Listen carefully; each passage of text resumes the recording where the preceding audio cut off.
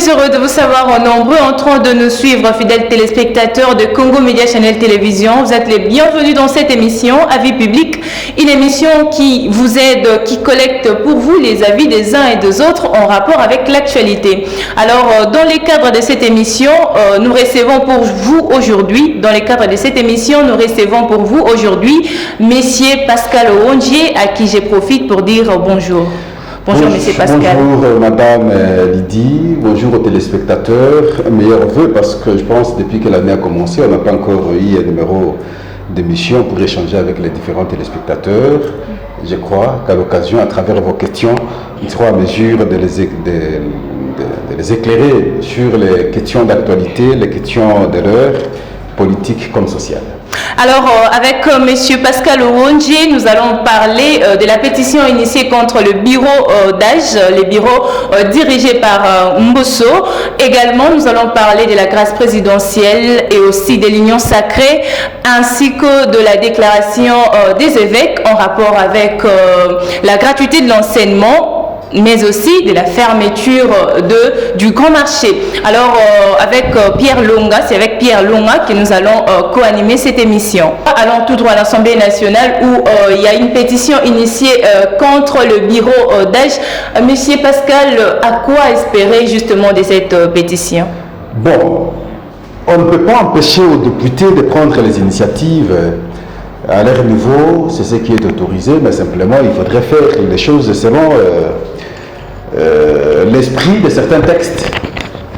Parce que dans le cas de cette pétition, 130 de députés du FCC ont apposé leur signature pour s'opposer au bureau d'âge dirigé par Mbosso, estimant que les matières qui ont été alignées pour cette session extraordinaire ne reflètent pas la philosophie de l'ordonnance ou de l'arrêt de la Cour constitutionnelle. Et alors, ils oublient que lors de l'ouverture de la session extraordinaire, l'arrêt de la Cour constitutionnelle a été lu dans son intégralité par le rapporteur de l'Assemblée aujourd'hui, qui fait partie du bureau, donc l'un des jeunes des députés. Dans cet arrêt de la Cour constitutionnelle, de mon point de vue, il y a eu 3 matières importantes.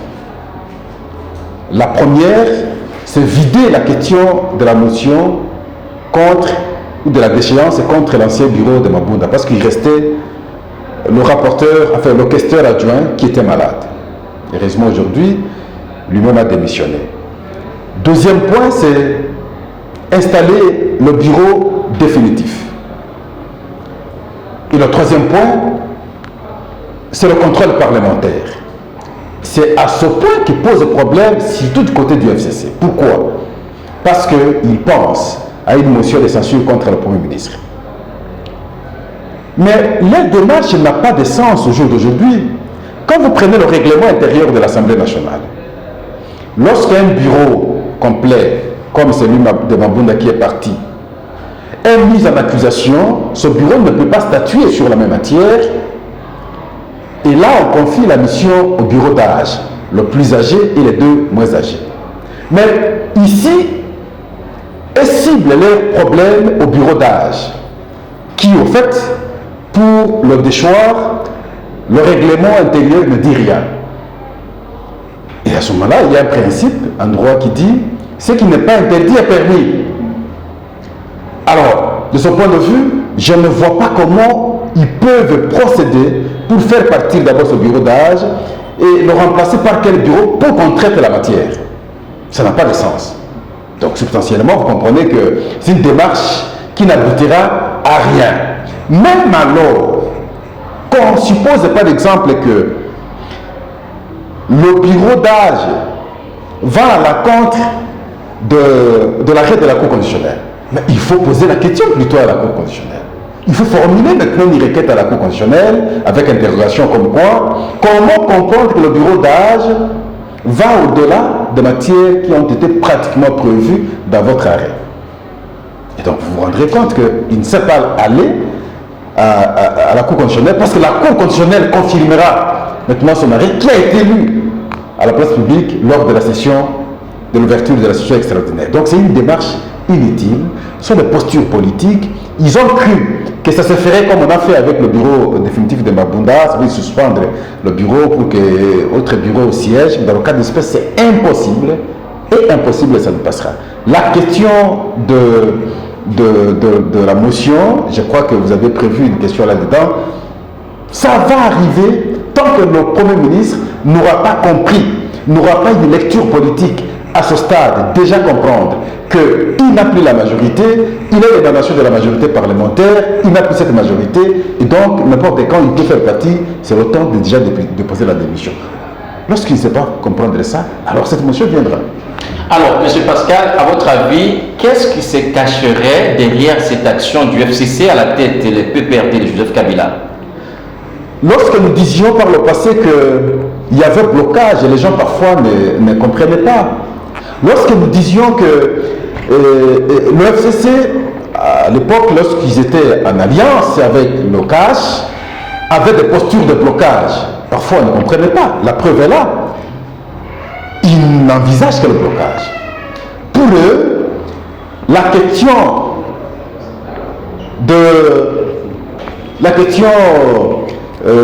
de mission parlementaire ne devrait pas être sur les matières à débattre dans ou pendant la session extraordinaire. La crainte, simplement, c'est qu'on fasse partir le Premier ministre.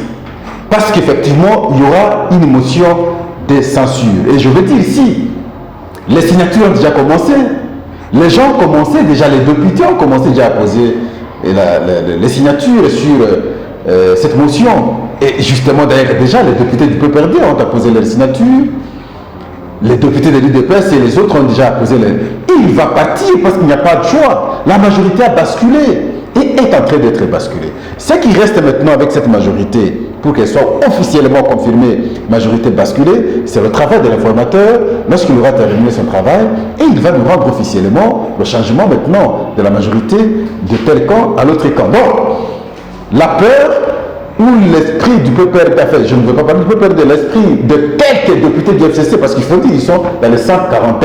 Donc carrément, ils sont dans l'opposition, c'est avec intention simplement de bloquer les choses, de bloquer la machine, parce qu'ils ne vont même pas atteindre l'objectif. Aucun objectif ne sera atteint, parce que tout ce qu'ils font, c'est en dehors de l'esprit du règlement intérieur de l'Assemblée nationale. Alors, pendant ces temps, le pays a plusieurs défis, notamment l'insécurité à l'est du pays. Il y a des gens, des enseignants notamment, qui ne sont pas payés, qui réclament leur salaire, les policiers, l'insécurité généralisée à travers la République. Mais, M. Pascal, 12 millions de dollars pour l'Assemblée nationale pour un espace de 1 mois. Est-ce pas trop exagéré? Non, mais pour poser la question, il faut faire également une étude comparative. Par le passé, les sessions extraordinaires étaient organisées à combien d'argent? Parce que les députés seront payés à l'espace des mois là, de la même façon qu'ils étaient payés pendant les sessions ou la session ordinaire, normale. Alors, il y a beaucoup de petites dépenses en urgence à réaliser. Peut-être, on peut, à partir peut-être de cette fois-ci, de cette expérience, dire que prochainement, même lorsqu'on aura organisé des sessions extraordinaires, on ne peut pas aller au-delà. Si on prend une telle disposition, en tenant compte de certains paramètres, ah oui, ok, mais on ne peut pas condamner le bureau aujourd'hui parce que par le passé, les autres bureaux, lorsqu'ils organisaient des sessions extraordinaires, c'est pratiquement le même montant qui était réclamé et qui était déboursé et qui permettait qu'on fasse le travail. Mais pourquoi cette fois-ci, on doit avoir l'agitation? C'est la même chose ce qui se faisait. Il n'y a rien de changement et ce n'est pas qu'ils vont prendre l'argent, ils vont t'embaucher. Non, ils vont faire le travail de l'État pour que finalement, on ait d'abord le bureau définitif, qu'on vote la loi, je ne sais pas si le débat a déjà eu lieu, de ratification, et qu'on procède, n'est-ce pas, au contrôle parlementaire à travers, n'est-ce pas, cette motion de censure qui est en gestation pour que le Premier ministre parte. Et cette fois-là, ce sera une humiliation pour le Premier ministre, Ilou Kaba, justement. On n'a jamais connu, chez nous, en République démocratique du Congo, un Premier ministre qui soit parti par une motion de censure. Et nous voulons vivre maintenant. Simplement parce que le Premier ministre ne s'est pas fait la discursivité politique. Comprendre qu'il n'a plus des assises à l'Assemblée nationale pour résister Ah, je le connais un peu, Ilou Kaba, parce que j'ai audité quand il était encore directeur général de SNCC. Moi, j'étais conseiller au ministère des Transports, j'ai audité. Bon, je connais, je ne connais pas que ce point fort, je connais également ces quelques points faibles. Et donc, qui développe ces points forts, qu'il ait une lecture politique et complète pour éviter l'humiliation. Sinon, il y aura cette motion de censure qui sera soumise au débat. Une fois au débat, il va partir parce qu'il n'a plus la majorité. Alors cette fois-là, ce sera une forte humiliation. Donc par là, vous demandez au Premier ministre de démissionner.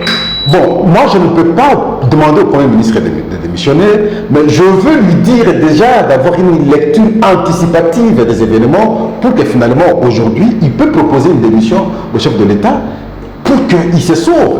Et s'il démissionne aujourd'hui, il va rester encore Premier ministre, n'est-ce pas, intérimaire, en assurant les affaires courantes, jusqu'à ce que l'informateur aura terminé son travail, jusqu'à ce que le chef de l'État va prendre une autre ordonnance, nommant le formateur. À ce moment-là, il peut faire la remise et reprise avec le formateur, parce que le formateur, en principe, c'est un Premier ministre, c'est lui qui va former le gouvernement. Et on peut faire évoluer les choses. Il peut sortir honorablement. Mais s'il refuse, c'est là où je crains sa honte, parce qu'il risque de mettre en cause toute sa carrière politique, tout ce qu'il a eu à faire pour l'État, par une humiliation à travers une motion de censure sur sa personne.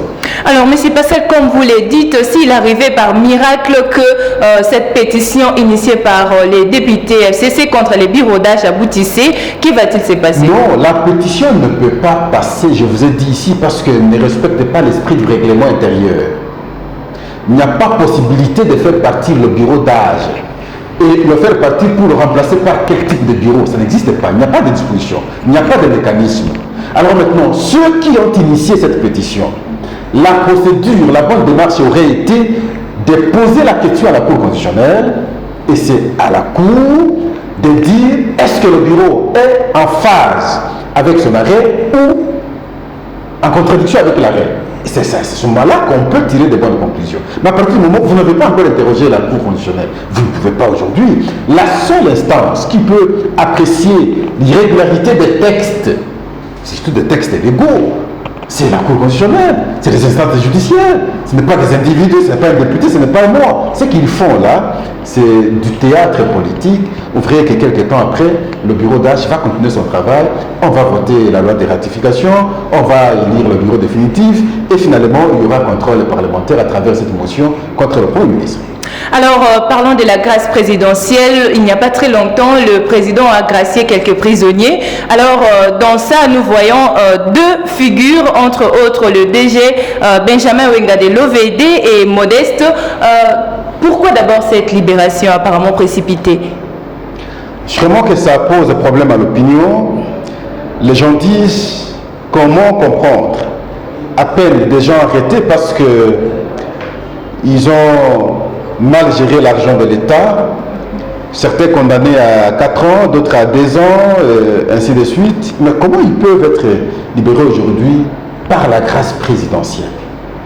Ça choque un peu l'opinion. Il faudrait que le public comprenne qu'il ne s'est agi jamais de la grâce présidentielle. Effectivement, le président de la République a pris la grâce présidentielle sur bon nombre de détenus, entre autres ici, Edi Kapende et consorts. Parce que simplement, ils ont répondu aux critériums établis pour bénéficier de la grâce présidentielle. Mais les directeurs généraux que vous citez, il s'est agi d'une action du ministre de la Justice. Je considère qu'il s'est agi d'une erreur qui devra comprendre aussi, s'il y a possibilité de corriger, la corriger. N'est-ce pas? Parce que la mise en liberté à travers sa décision, qui prête confusion maintenant à la grâce présidentielle, ne fait pas une bonne image du chef de l'État, en fait. Mais je considère qu'il s'est agi d'une erreur. Il faut une réflexion maintenant sur la correction de l'erreur. Comment faire pour corriger l'erreur? Mais que les gens ne confondent pas ce que le ministre a fait à la grâce présidentielle. Les directeurs généraux n'ont pas bénéficié de la grâce présidentielle. Il s'est agi d'une liberté conditionnelle, l'air accordé par le ministre, mais malheureusement mal coïncidé. C'est au moment où on libérait maintenant ceux qui ont bénéficié de la grâce présidentielle, c'est à ce moment-là qu'il y a eu également la liberté conditionnelle de ces gens par le ministre. Donc cette confusion, cette cacophonie, il faudrait qu'on corrige. Est-ce qu'il faut annuler sa décision? Est-ce qu'il peut revenir à sa décision? Est-ce qu'il faut laisser couler sa décision? Et je crois, comme c'est une erreur, il faudrait qu'on apprécie pour que finalement on fixe l'opinion définitivement, à éviter des confusions. Croire que les directeurs généraux sont libérés aujourd'hui, c'est parce qu'ils ont bénéficié de la grâce présidentielle. Non, ils n'ont pas bénéficié de la grâce présidentielle. Alors, M. Pascal, vous semblez minimiser lorsque vous dites que c'est une erreur qui peut être corrigée. On a vu les ministres titulaires de la justice démissionner pour le fait d'avoir pris un document qui a engagé le gouvernement, transmettre à l'Assemblée nationale cet acte que le vice-ministre venait d'épouser en alignant les deux noms qui ne figuraient nulle part dans cette grâce présidentielle, ne vaut pas sa démission carrément. Bon, je répète, je dis, il n'a pas aligné à la grâce présidentielle. Mais s'il l'a fait ainsi, n'est-ce pas, au fait, mais une faute reste faute. On ne peut pas applaudir une faute. La faute reste faute. Encore qu'il ne faut pas prendre cette faute, en tout cas, l'incomber au chef de l'État, qui a pris une décision à travers la grâce présidentielle, une décision, une grâce louable. Il y a des gens qui croupissaient à la prison centrale, et parfois à tort. Donc il a pris cette grâce, il a libéré les gens, ça c'est une bonne chose. Mais de l'autre côté, ce que le ministre a fait, c'est que moi je considère déjà jusqu'ici comme erreur. Je dis, ce n'est pas parce que je dis que c'est une erreur, que ça ne peut pas être corrigé, que ça ne peut pas avoir des sanctions. Je ne dis pas ça. Mais c'est une faute au fait. C'est une faute qui mérite une correction. La correction, c'est à tous les niveaux. À la personne du ministre, ça peut être possible.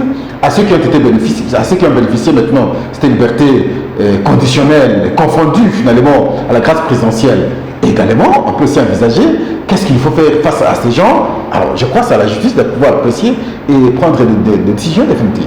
Alors, vous voyez aujourd'hui, parce que les ONG de défense de droits de l'homme, notamment l'Association congolaise pour l'accès à la justice, j'ai reçu M. Georges Kapiamba dans ce même plateau, il se plaignent par rapport à cette libération. Vous voyez les DG de comment il s'appelle, Winga et puis Makabouza rentrés en prison après avoir bénéficié de la grâce présidentielle parce qu'ils sont sortis dans ce lot-là. Oui, mais personne n'est d'accord, personne ne conçoit. On accepte aujourd'hui la libération, en fait. Donc, autant Kapiamba était mécontent, autant Pascal est également mécontent. Mais Pascal essaie simplement d'expliquer qu'il ne s'agit jamais de la grâce présidentielle. Voilà la différence avec Kapiamba qui pense qu'ils ont bénéficié de la grâce présidentielle. Ils n'ont pas bénéficié de la grâce présidentielle, ils ont bénéficié plutôt de la liberté conditionnelle, initiative du ministre de la Justice. Alors maintenant, est-ce que c'est le ministre qui mérite des sanctions? À ce moment-là, c'est aux instances habilitées à sanctionner le ministre de pouvoir apprécier ce qu'ils peuvent faire. Mais moi, je me limite à présenter le fait tel qu'il s'est produit. Quel est le fait? Le fait, c'est que le ministre a pris cette décision, pas en phase avec le chef de l'État, dans son esprit de la grâce présidentielle, mais c'est une initiative personnelle du ministre de la Justice dans ses compétences de faire bénéficier à quiconque la liberté provisoire. Une liberté provisoire, une liberté conditionnelle, malheureusement aujourd'hui, qui n'est pas acceptée par les Congolais, où les Congolais désavouent la démarche du ministre de la Justice. C'est ce qui est clair, autant Kapiamba, autant d'autres Congolais ne sont pas tous d'accord. Alors, parlons de l'Union sacrée à présent. Plus d'un observateur se pose la question de savoir c'est quoi concrètement l'Union sacrée. Est-ce une vision? Est-ce une plateforme, monsieur Pascal? Non, l'Union sacrée, ce n'est pas une vision. Enfin, ce n'est pas une plateforme. Il s'agit effectivement d'une vision. Quelle est cette vision? On est parti de l'expérience de la gestion du pays depuis l'accession de notre pays à la souveraineté nationale et internationale. Ça veut dire depuis 60 jusqu'au jour d'aujourd'hui.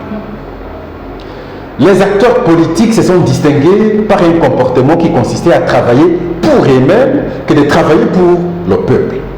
Le chef de l'État, dans ses différents discours, ne revient que sur le peuple, ne jure que sur comment travailler pour le peuple. Et c'est comme ça qu'il a estimé ceux du PPRD sont membres du PPRD. Ceux de l'ancien FCC, ainsi de suite, de leur parti politique, aujourd'hui membres adhèrent à la philosophie du chef sur l'Union sacrée, ils sont là, ils sont membres, ils gardent, ils sont membres de leur parti politique. Et donc, il s'agit ici de la prise de conscience. Voilà, M. Pascal, cette émission tend vers sa fin, mais c'est Lydie qui va clôturer comme elle a ouverte. La fermeture du marché central annoncée pour le 20 de ce mois, l'initiative du gouverneur de la ville, on connaît les conséquences parfois économiques lorsqu'on ferme le marché central. À votre avis, une bonne ou mauvaise décision? J'approuve cette décision. Je suis très d'accord avec l'initiative du gouverneur, parce que simplement, quand vous entrez dans les grands marchés, c'est une autre réalité, c'est un autre monde. La preuve, c'est qu'il y a une route qui était délabrée depuis tous ces temps que nous étions avec. Je commence à oublier même son nom. Le président qui a présidé, c'est qui? L'ancien gouverneur. Le président de la République qui venait de partir, il s'appelait encore Joseph Kabila. Joseph Kabila, je commence à oublier même son nom. Et cette route était pratiquement délabrée et impraticable. À l'époque, on prenait cette route et il y avait une entrée au grand marché, et vous sortez, vous prenez l'autre route et vous partez. Cette circulation n'était plus possible. Cette mobilité n'était plus possible. Et le nouveau régime, avec le nouveau président, on réhabilite l'avenue Bokassa. On bétonne l'avenue Bokassa. Et tous nous avions dansé parce que c'est une grande avenue qui sortait de là jusqu'en ville ici. Ça traversait le grand marché. Mais quelques temps après, c'était des poubelles. C'était insensé de voir. Quand vous êtes dans les avenues du grand marché, vous ne pouvez pas vous habiller correctement. Vous êtes en chaussures, non, ça ne passe pas. Je crois qu'il faut assainir. Il faut mettre ce qu'il faut pour que ce soit propre. Pour ça, je n'ai pas d'objection. C'est vrai, la donne économique, question de réfléchir sur ce qu'on peut faire. Ce n'est pas parce qu'on ferme le grand marché que personne ne vendra. Ceux qui vendaient là-bas n'auront plus d'espace pour vendre. Ils trouveront d'autres espaces pour vendre, mais à condition qu'on rende cet environnement quand même sain, propre, pour que prochainement, lorsqu'ils vont revenir, ils vont vendre dans un environnement propre. Et aussi, aujourd'hui, les fins du grand marché prennent parfois des directions inconnues. Donc il faut canaliser ces recettes objectivement pour que, non pas seulement la ville, mais également au niveau national, qu'on ait des fonds, n'est-ce pas, conséquents, provenant du grand marché. Mais il y a des individus qui en bénéficient. Il y a des fonds qui partent parce qu'il n'y a pas un bon enseignement, il n'y a pas de canalisation, ainsi de suite. Tout ça, il faut mettre au clair pour qu'on ait un bon marché. Quand vous allez ailleurs, un marché central, c'est un endroit où les gens vont proprement. Ici, lorsqu'on vend quelque chose, on vous donne à manger, vous allez refuser parce que derrière, c'est n'importe quoi. Alors, pendant le confinement, M. Pascal, la toute dernière question, on a fermé ces marchés, il y a eu clameur publique et finalement le ministre de l'Intérieur avait ordonné qu'on arrête les travaux, qu'on ouvre les marchés. Peut-on parler qu'à ce moment-là, il n'y avait pas attente entre le gouverneur et le numéro 1 de la sécurité? Non, parce que le problème, c'est qu'on avait, lorsqu'on avait fermé, lorsque nous étions en confinement, on a fermé le marché, on a eu tout le temps possible de faire les travaux. Je crois qu'on devait en faire 2 mois. On a eu tout le temps possible de faire les travaux. Moi, on n'a pas fait ces travaux. Maintenant, les gens avec toutes ces difficultés pendant le confinement, qui voudraient maintenant revenir, refaire un peu la vie, ils trouvent le marché fermé. Et c'est comme ça que le ministre de l'Intérieur a estimé que non, ce n'était pas si rationnel. Donc, il fallait les accorder de cette faveur-là. Mais maintenant, ce n'est pas la même chose.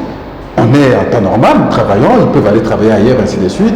Mais s'il faut faire des travaux aujourd'hui pour assainir le grand marché, je ne pense pas qu'il y aura objection du côté du ministre de l'Intérieur pour empêcher une fois de plus l'initiative du gouverneur, mais que ça ne soit pas pour privilégier les individus aussi du côté du gouverneur, pour que lui, en tant que gouverneur, comme individu, se retrouve. Et c'est là où nous disions maintenant, nous sommes dans la logique de l'inversion des valeurs. D'hier où les individus se retrouvaient, aujourd'hui c'est la communauté qui doit se retrouver. Ngobila doit comprendre que ce qu'il fait comme initiative, que cela soit fait pour l'intérêt de la nation et non pour l'intérêt des individus expatriés comme lui-même en tant que gouverneur. Ça, aucun Congolais n'acceptera. Voilà, la télévision c'est les temps. Nous sommes arrivés à la fin de cet entretien. Mais merci à vous, M. Pascal, d'avoir répondu à notre invitation. Merci, merci. Même si de l'autre côté, Manix nous presse les réalités de certaines questions sociales. Ça, merci beaucoup. Merci également à Pierre Lunga pour cette émission. Nous sommes arrivés à la fin de cette émission. Merci à vous, fidèles téléspectateurs, de nous avoir suivis. Si vous voulez nous appeler pour rejoindre aussi ces plateaux, les numéros sont affichés au bas de vos écrans. Merci à vous de venir nous rejoindre. Nous sommes arrivés en tout cas à la fin. Restez branchés sur nos antennes et d'ici là, portez-vous bien. Au revoir.